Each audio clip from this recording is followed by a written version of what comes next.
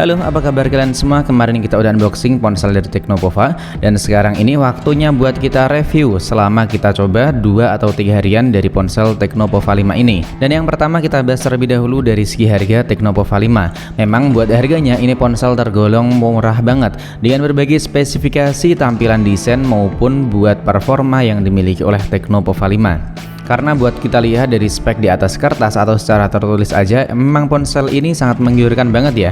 Jadi di video kali ini kita mau mereview gimana performa dan juga hasil foto ataupun kinerja dari Teknopova 5. Dan buat bodinya ini ponsel emang kelihatan mewah banget, punya body yang memang terlihat gaming banget di harga 2 juta kecil.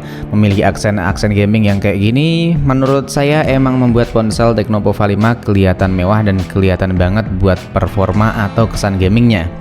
Dan buat bodinya sendiri saya emang suka banget. Selain memiliki aksen gaming, ini ponsel juga tergolong solid karena nggak terlalu kopong-kopong banget ya, meskipun di bagian ini ya lokasi baterai lah kurang lebihnya ini emang agak sedikit berongga. Kemudian yang kurang saya suka dan sempet juga kalian tanyain di video unboxing kemarin, apakah backdoornya mudah ninggalin bekas sidik jari. Nah ini kelihatan banget ya kalau bagian backdoornya ini mudah kotor atau mudah ninggalin bekas sidik jari, baik itu di bagian backdoor atau di bagian sisi kamera. Selanjutnya di bagian depan ini ponsel emang kelihatan mewah banget. Selain memiliki bezel yang udah kelihatan tipis dengan tampilan layar Neo Display, buat dagunya juga ini ponsel tergolong udah tipis banget di harga 2,2 jutaan rupiah. Dan buat feel genggam ini ponsel tergolong cukup licin. Dan menurut saya buat kalian yang nggak terbiasa pakai layar dengan ukuran 6,7 in lebih, ini ponsel emang kerasa bongsor dan juga panjang banget. Jadi perlu adaptasi terlebih dahulu biar kalian terasa nyaman pakai layar dengan ukuran seluas ini. Ngomongin soal layar, di sini kita bilang terlebih dahulu buat sedikit kekurangan yang saya rasain ya. Dan kekurangan yang menurut saya cukup sedikit mengganggu karena dengan ponsel di harga 2,2 jutaan rupiah, ini buat layarnya yang di bagian bawah ini kelihatan nggak? Ini warnanya kelihatan kayak lebih putih atau kelihatan lebih terang gitu loh. Apa namanya? Saya kurang tahu. Dan buat kalian yang tahu di drop di kolom komentar. Sekalian buat kalian yang udah nyoba, coba dicek deh apakah sama kayak unit yang saya dapetin atau enggak. Selanjutnya buat kita scrolling kayak gini tentunya udah nyaman banget karena punya opsi refresh rate tinggi di 120 Hz. Dan yang saya suka lagi tentunya karena ada 4 opsi sekaligus. Jadi kita memiliki 4 opsi, yaitu 120 Hz, 90 Hz, 60 Hz dan juga refresh rate otomatis. Jadi menurut saya ini memang masih sedikit jarang banget karena biasanya minimal itu ya 60 langsung lompat di 120 Hz jika ada opsi refresh rate otomatis. Dan menariknya di ponsel Transsion di sini ada 4 opsi, ada 90 Hz yang jarang banget bisa kita pilih buat opsi di refresh rate 120 Hz. Nah itu salah satu kelebihan yang saya suka. Kemudian buat kualitas warna dari ponsel Teknopova waktu kita pakai buat nonton video, menurut saya buat kualitas layar yang dipakai ini IPS-nya udah bagus banget. Buat warnanya terasa nyaman dan juga keluar banget buat warnanya ya, kelihatan cerah gitu. Ya kurang lebihnya buat kalian user Infinix Note 30 kurang lebih ya layarnya sama kayak ponsel tersebut.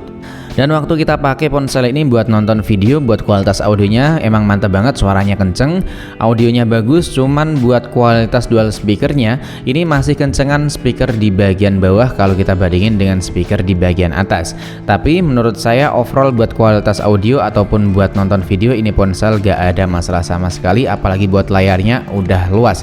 Jadi makin nyaman kalau kita pakai buat nonton video. Selanjutnya karena ini ponsel adalah ponsel gaming, jadi kita bahas terlebih dahulu di bagian performanya.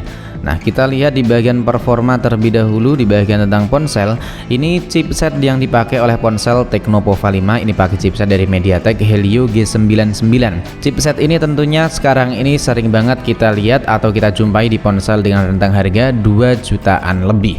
Tapi yang bikin ponsel ini makin kelihatan menarik tentunya karena dengan chipset Helio G99 di harga 2,2 jutaan aja, ponsel ini udah dibekali dengan memori internal super lega di 256GB plus bisa mendapatkan memori eksternal. Tentunya itu adalah salah satu opsi dan juga kelebihan tersendiri atau poin plus yang dimiliki oleh ponsel Teknopova 5. Ponsel ini juga memiliki RAM 8GB plus 8GB virtual RAM. Jadi bisa banget buat menunjang performa atau multitasking dalam waktu keseharian penuh.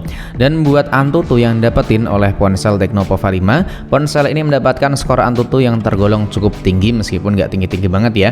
Ada di 415 ribuan poin. Dan ini menurut saya tentunya udah nyaman banget kalau kita pakai buat main game atau buat mencari pengalaman bermain di ponsel gaming murah dari Tecno Pova 5. Dan waktu kita pakai buat main game Mobile Legends, ini ponsel bisa mendapatkan settingan grafik ultra dengan opsi refresh rate super.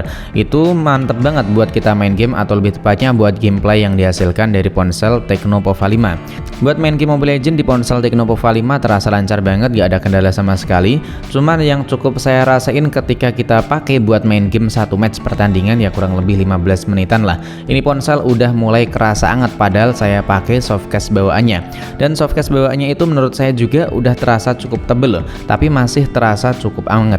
Jadi itulah salah satu kemungkinan kenapa di waktu peluncuran pertama ponsel dari Tecno Pova 5 ini mendapatkan cooler tambahan. Ya, kemungkinan besar buat mengurangi suhu panas yang dihasilkan dari ponsel Tecno Pova 5. Selanjutnya buat main game PUBG Mobile, ini ponsel masih mendapatkan settingan grafik Smooth Ultra. Dan tentunya buat giroskopnya udah nggak ada kendala sama sekali karena udah pakai giroskop hardware. Jadi buat gameplaynya tentunya udah nyaman banget, ditambah lagi dengan adanya dual speaker stereo. Jadi buat kalian yang males pakai fitur jack audio 3,5 mm ini, kalian bisa mengandalkan dual speaker yang dimiliki oleh Tecno Pova 5. Dan buat kalian yang masih kurang puas buat pembahasan Tecno Pova 5 dalam gamenya atau dalam kinerja ataupun performanya, besok kalian pantengin aja di channel ini atau aktifin aja notifikasinya. Karena beberapa hari lagi saya akan membuat konten gaming test Tecno Pova 5 secara full atau lebih tepatnya dalam satu pembahasan video ya. Selanjutnya masih dalam kinerja atau performa yang dimiliki oleh Tecno Pova 5. Selain memiliki kinerja yang mantap banget dengan harga 2 juta kecil, ponsel ini juga memiliki baterai super jumbo di 5000 mAh. Dan buat pengecasannya udah ngebut banget di 45 watt.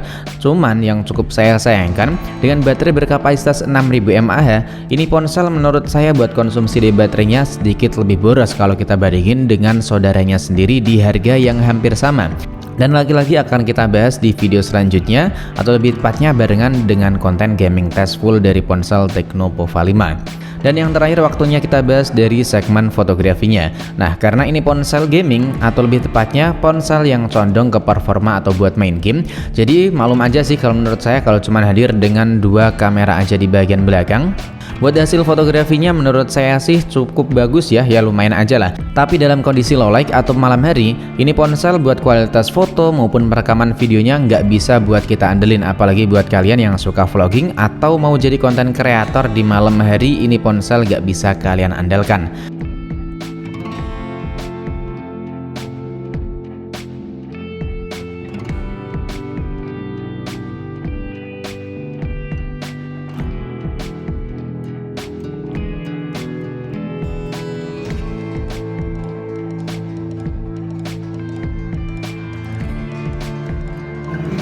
Kalau ini resolusi 1080, kita aktifin stabilisasinya kayak gini.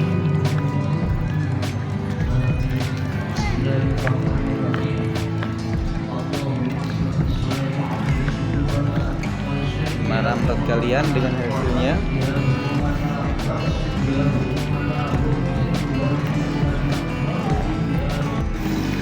Kalau ini sampel yang kita ambil di resolusi 1080 30 fps. Stabilisasinya juga kita matiin.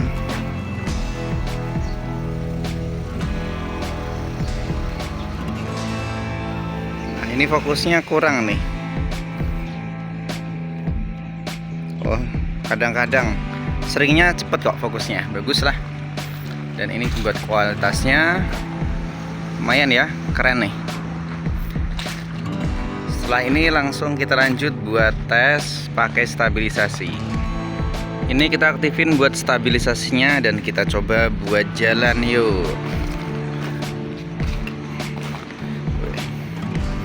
Fokusnya bagus. Kalau dilihat di layar ini kelihatan stabil sih. Dimana kalau menurut kalian buat previewnya maksudnya ini dilihat sih cukup stabil, bagus lah. Kalau ini 1080 60 fps kayak gini hasilnya.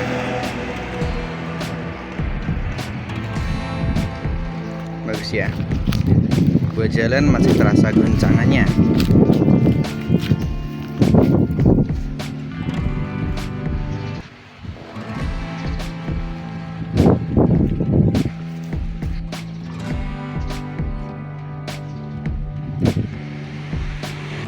Ini resolusi 1080 30 fps kita aktifin buat stabilisasinya.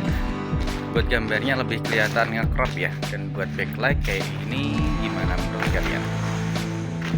Pakai nah ini backlight nih. Kayak gini backlightnya. Gimana menurut kalian? Kalau dilihat dari previewnya sih ini kelihatan bagus ya. Gambarnya kelihatan tajam dan juga jelas. Dan juga tentu terlihat stabil karena kita aktifin buat opsi stabilisasinya. Selanjutnya buat sensor-sensor yang dimiliki oleh Tecno Pova 5 menurut saya udah cukup bagus ya, misalnya seperti sensor sidik jarinya. Ini buat sidik jarinya udah cepet banget. Nah, kemudian buat sensor face unlocknya juga udah cepet, mantap.